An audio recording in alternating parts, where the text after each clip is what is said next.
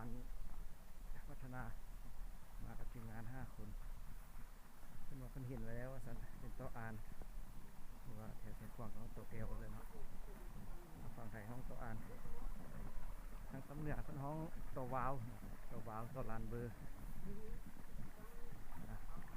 ยางประมาณชั่วโมงนึงครับทีมงาน5 คนไปเดินกันนี่วันที่20วันเสาร์พัก20.8/2022วันพักราชการยางออกกำลังกายเนี่ยซอกโตเตรียมเฮ็ดหัวเข้าประดับดินเนาะเข้าเอาหินไถพวนนี่แหละลาวพวนคนเด้อเบิ่งกันเนาะอ้าวเก็บเฮ็ดมาโอ้ก็ได้ครึ่งทางไปสุดต่อเก็บเห็ดนะกองทัพเดินด้วยท้อง2 ชั่วโมงฮอดบนนี้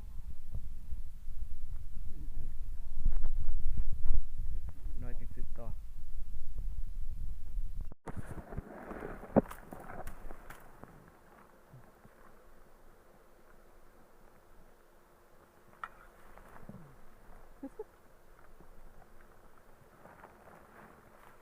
แวะตามคุย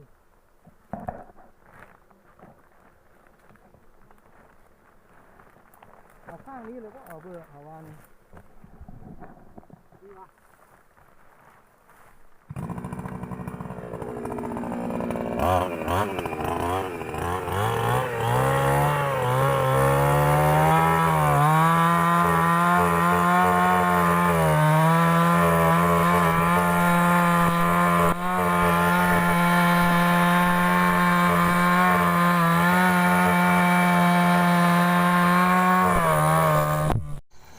ตอนเราบนทันถ่ายทำงานตัวไปเลยถ่ายแสดง